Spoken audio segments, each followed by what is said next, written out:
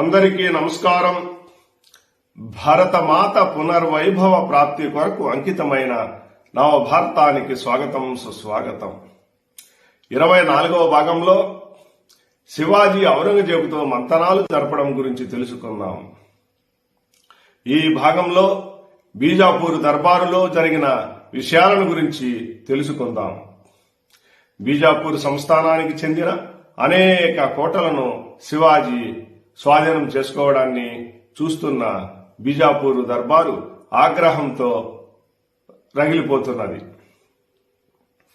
ఏ రోజుకు ఆ రోజు ఏదో ఒక కోట శివాజీ స్వాధీనం అయినట్లుగా వార్తలు వచ్చేవి. బీజాపూర్ దర్బారులోని వారందరూ భయంతో వణికిపోతుంటారు.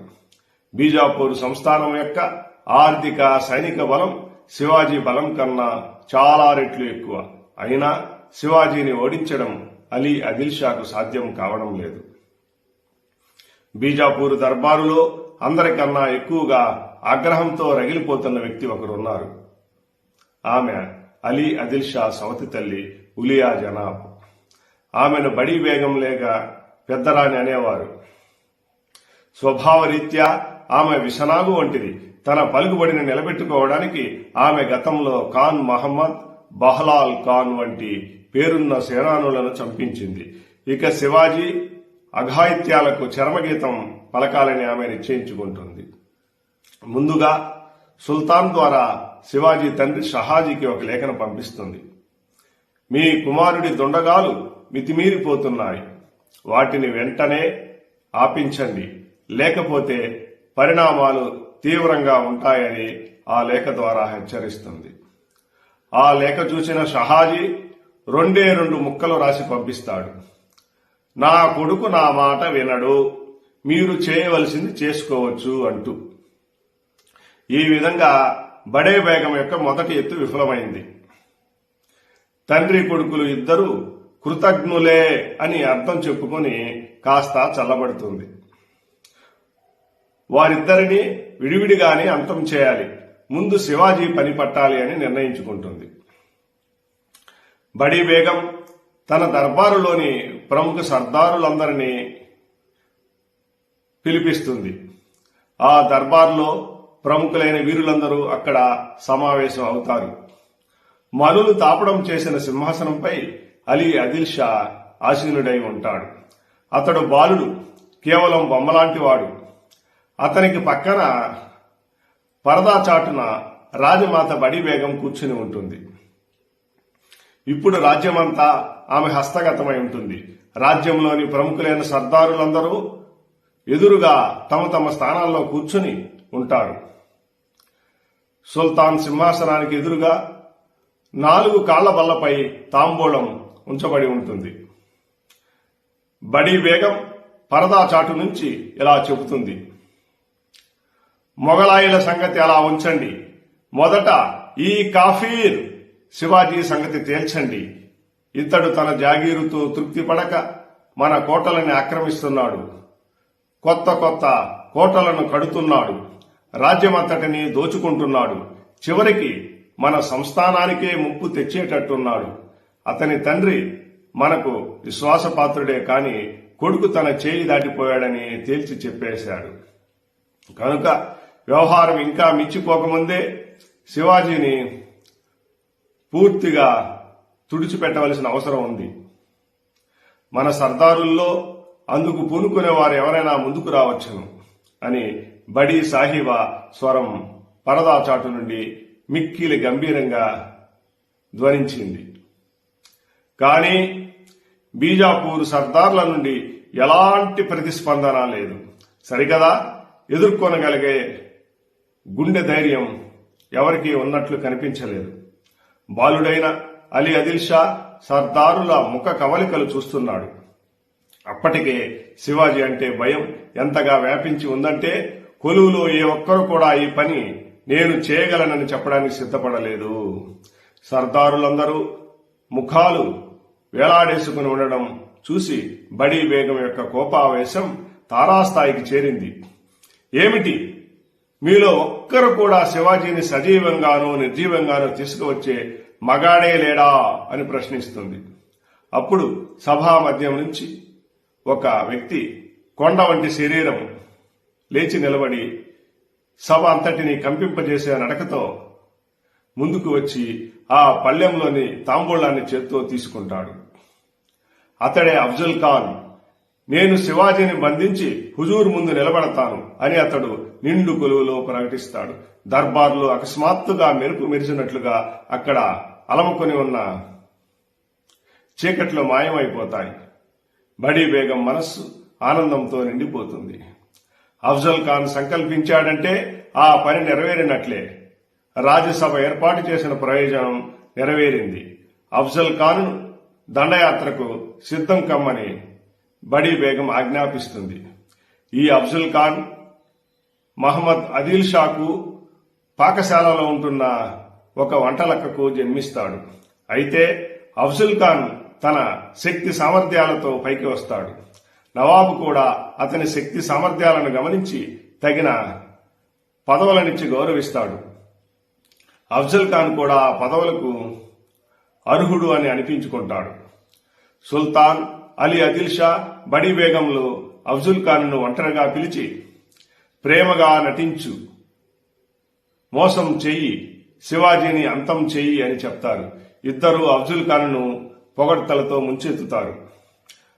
అఫ్జల్ ఖాన్ సంతోషంతో ఉబ్బి తబ్బిబ్బవుతాడు. సుల్తాన్ స్వయంగా వజ్రాలు పొదిగిన రాజఖడ్గాన్ని అఫ్జల్ ఖాన్కు కానుకగా ఇస్తాడు.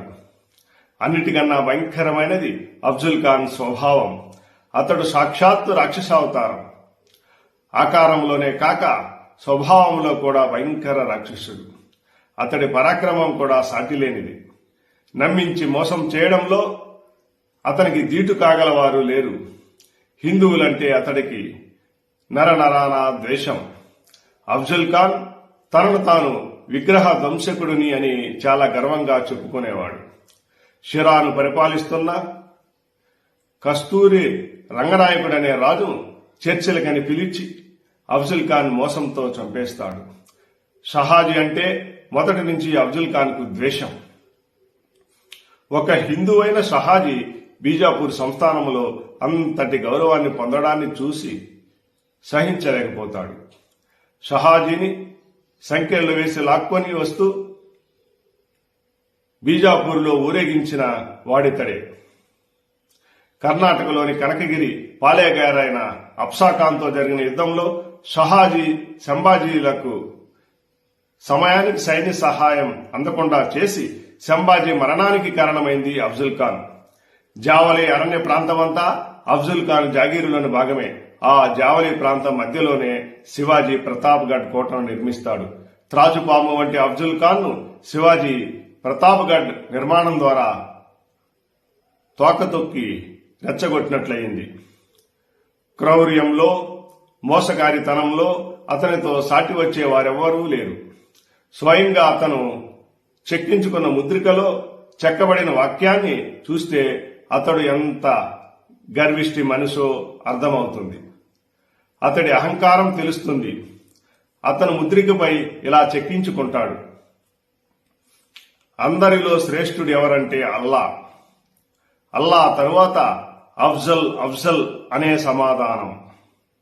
అఫ్జల్ ఖాన్ పేరు వింటేనే చాలు యోధానుయోధులైన వారు కూడా స్వయంగా వచ్చి చేతులు కట్టుకుని శరణు కోరేవారు.